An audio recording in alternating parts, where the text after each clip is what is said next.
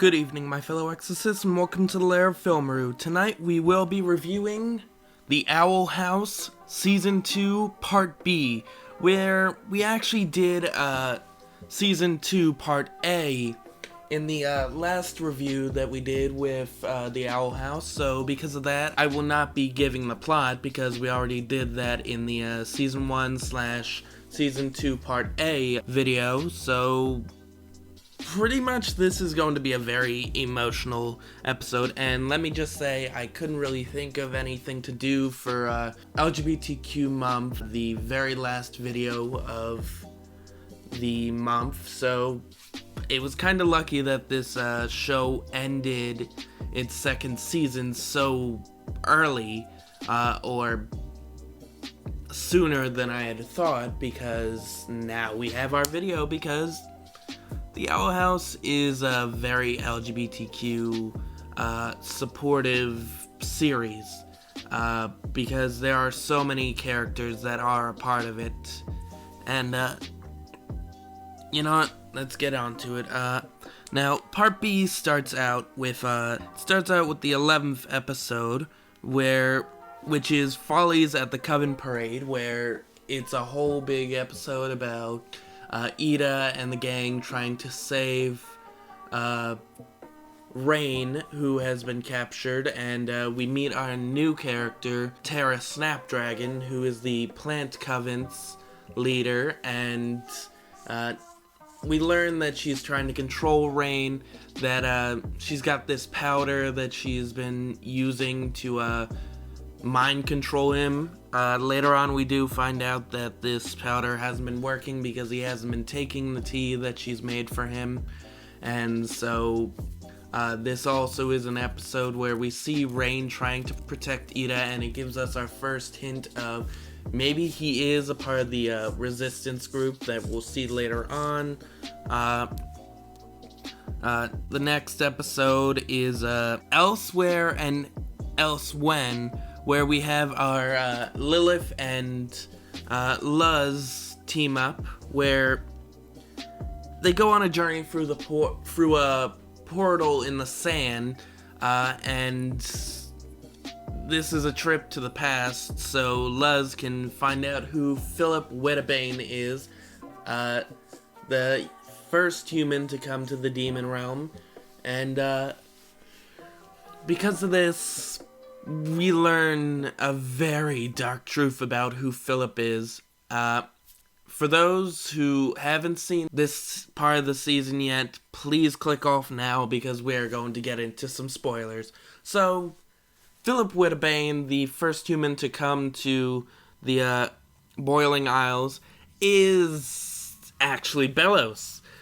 We find this out in the end of the episode, and we subtly gain some hints throughout the episode that this is a Bellows, and just, my guys, this was heartbreaking for so many people who realized it so quickly. I mean, you could hear it in the voice, you could see it through the betrayal that Philip pulls on Lilith and Luz, trying to feed them to the monster that's protecting the treasure in the labyrinth, and it was just such a huge heartbreak that the person that Luz looked up to and was looking to help from was actually the person who's been trying to kill her and has been trying to kill all her friends. Next is, it has nothing to do with Luz or the rest of the Owl House. Instead, we follow the story of Willow, who is trying to create a sport at her school known as Flyer Derby. It's pretty much a more dangerous version of Quidditch. Sorry guys, my Harry Potter knowledge is kind of blanking at the moment, but it is a more dangerous version of Quidditch where you're using magic and strategy to take out your opponents in the sky, and it's pretty much a mix of Quidditch and roller derby, which I've always found to be a really fun sport. And Hunter joins them while also trying to trick Willow and her new friends into joining the Emperor's Covenant, to prove himself to Belos and to prove himself to Darius, the Abomination Covenant leader, who we'll get into him more later. He's what you would say a father figure for Hunter. He also has some knowledge of the previous Golden Guard before Hunter, which is why I think he's looking out for him right now. Gus and Willow meets Hunter. They don't know that he's the Golden Guard. He actually goes by the name Caleb, which apparently has a hidden meaning to it, because, again, we're gonna get into that in a couple of minutes. So yeah, they create the team, and they create a friendship between Willow, Gus, and Hunter. Kind of, because Hunter lets them go. Next was the reaching out. This is where Amity tries to join the underground witch duels to prove to her father that she's better than what he thinks. She doesn't want to join the Emperor's Covenant anymore, like her mother's been trying to force her to. She joins this duel because her father won it years ago, and now we have Amity and Luz fighting in it. Luz joined to help Amity get through it, and this brings Amity a lot closer to her father, because Amity's father creates this monster, this abomination, to watch over Amity, and Luz causes it to freak out, and so Amity's father and Amity have to work together to defeat it, and it's just... Oh, his name is Aladar, and this episode really brings us closer and shows us that Amity's father does have her best interest at heart, and he's willing to take her side over her mother's, who is a control freak. Next, we learn a bit more about Ida's history. We learn how she met Rain, and how she almost got kicked out of school. We also meet the school's principal now, his predecessor, who, let me just say, is terrifying as hell, and I feel bad for Ida having to constantly meet with him because of her misdeeds, and Ida kind of shows that Principal Bump isn't that bad, and he actually had Ida's best interest and wanted to help her, and also kind of it was putting his job on the line, so... The next episode was where Hunter and Les have to find a way to get out of Belos' mind, and that's where it's definitely confirmed that Belos is Philip Whittabane, and Hunter... We learn about the previous Golden Guard's fates, how Hunter really is a Grave Walker, and this just tears up Hunter so much, because now Belos knows that he's going against his wishes, and he's now on the run because of this, because he doesn't know who he can trust, while Luz is emotionally damaged because of the revelation that Philip Whittabane is Belos. Who can you trust in this world now? I mean, you can definitely trust Ida, but it was really, like, bad. Oh, and another thing, the episode where we learn about Ida's meeting, when Ida meets Rain, that actually came out on my birthday, so that was kind of awesome.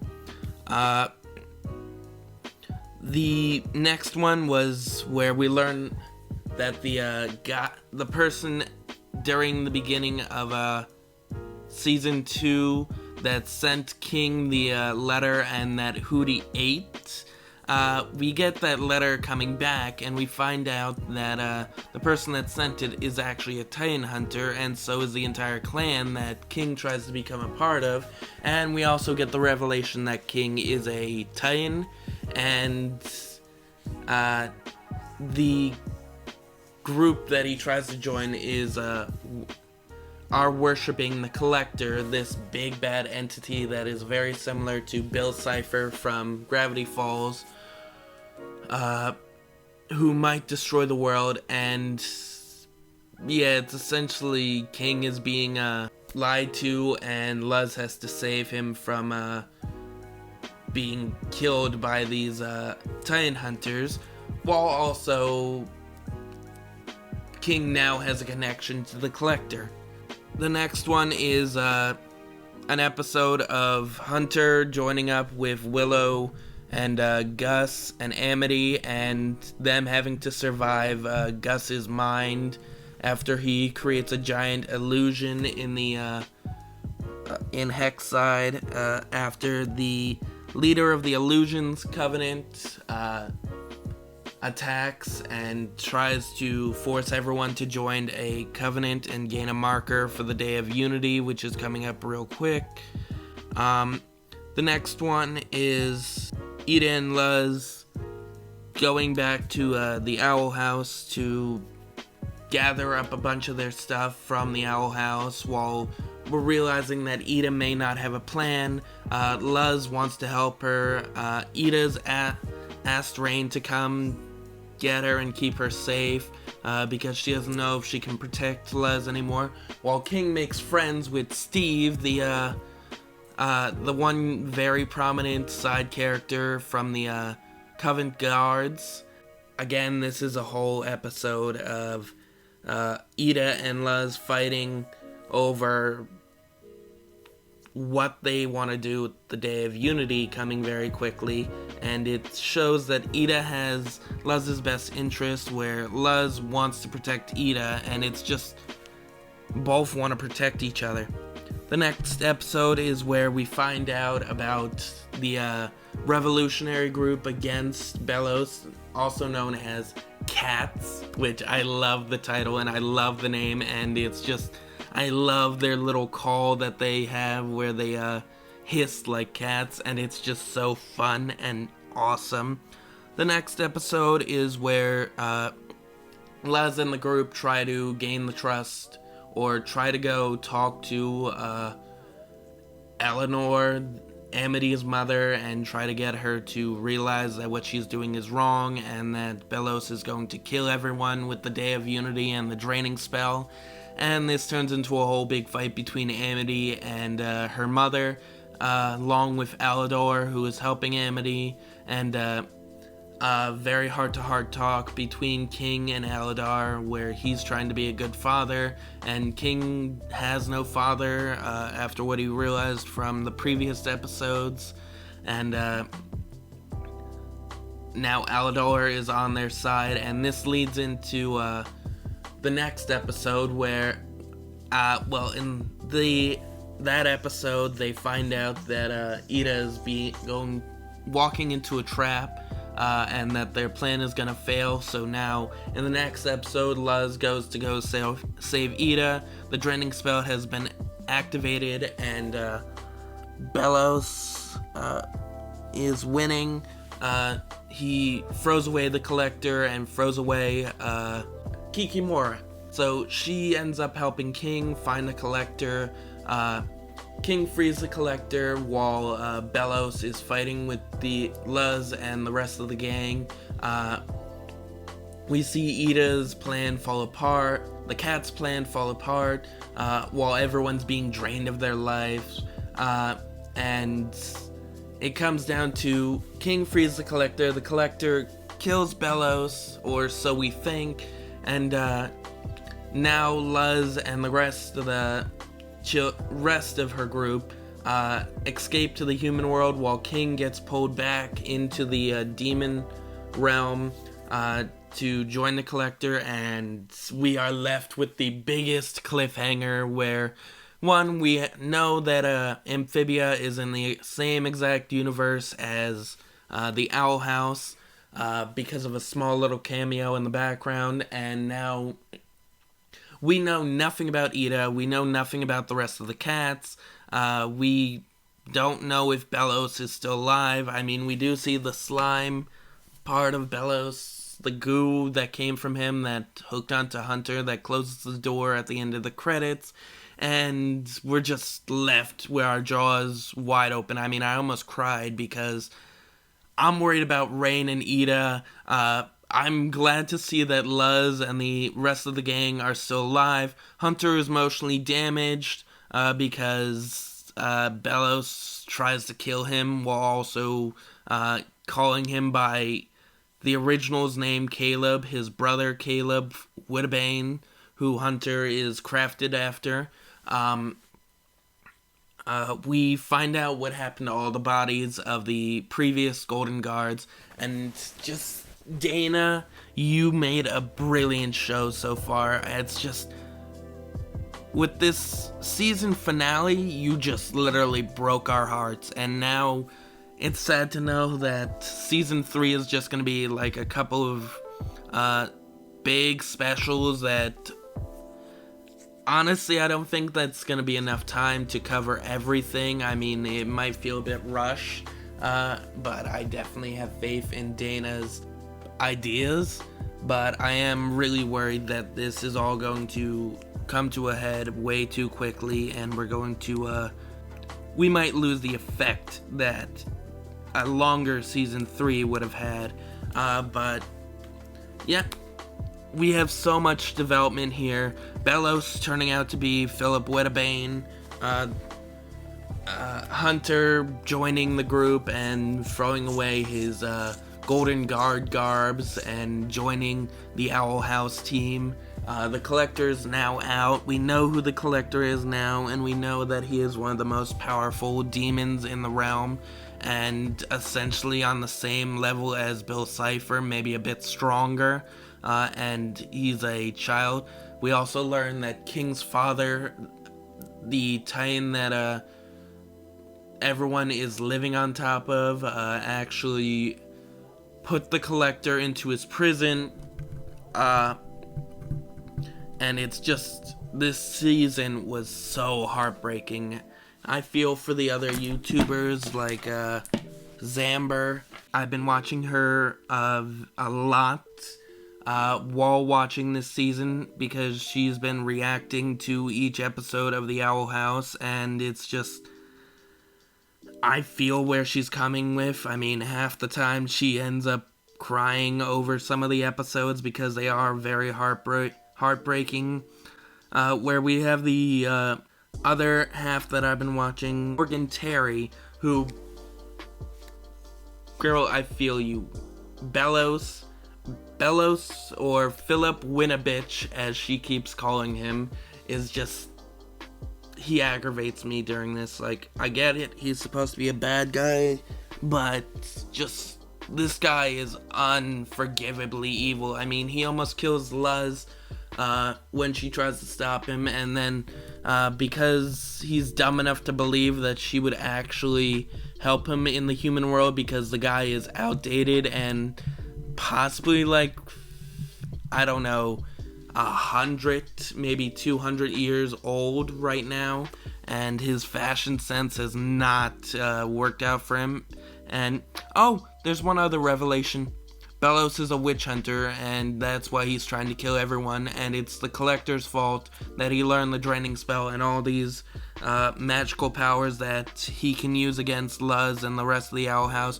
We also don't know what's gonna come of him in the, now that part of him is in the human world. We don't know if he's gonna infect Hunter, or that little goo part of him is going to reunite with the rest of his body, or he might use it to grow back. But honestly, this is terrifying right now, not knowing what's gonna happen and what's going on.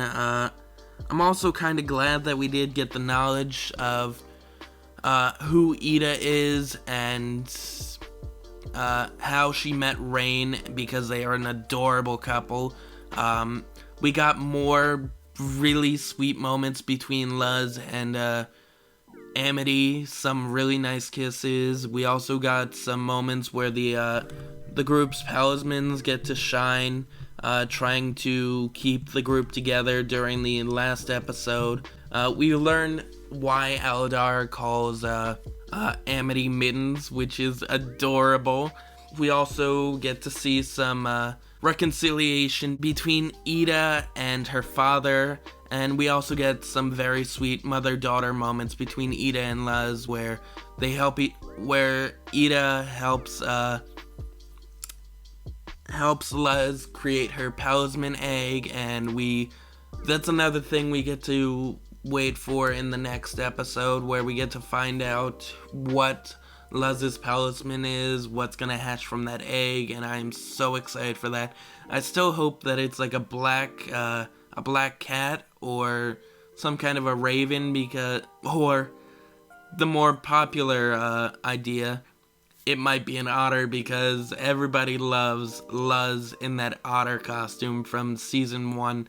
But yeah, this is a really dark season, and I am really excited to see what happens in season 3, but also I'm still very sad that Disney couldn't give them more time, and it's just so aggravating. But I'm hoping Dana can create a really good story in that short time, and I just hope Lumity is safe, that they survive. I really want to see Ida and Rain again, and I want to see them grow in their relationship. I don't want anyone to die, pretty much. I definitely want to see the Hunter-Willow relationship come to fruition, and it's just, I can't wait to see how Luz is gonna take coming home, and how her mother's gonna react to seeing the whole gang at her doorstep. I know most of this video was explaining the episodes and what went on, but you guys already know my opinion on the Owl House, and you guys know that it is one of my favorite LGBTQ Disney shows. It's also right now one of my favorite Disney shows, next to the Kenobi series, which the first 2 episodes recently came out this week, so I can't wait to get to talk about that when it's done. But right now, Owl House is my favorite show, so yeah, I'm definitely giving season 2 part B a 10 out of 10 for being dark, but also very educational, very knowledgeable, and very interesting, and it revealed to us a lot of the things that we wanted to know, also confirming a lot of the things that we might have already knew, and it works. So yeah, I definitely can say that it definitely works for the entire series, and I really can't wait to see season 3. I am very excited, and I definitely encourage you guys watch this season if you haven't already. So yeah, don't forget to like, comment, subscribe, click the little notification bell for more of our content, and have a great night, guys.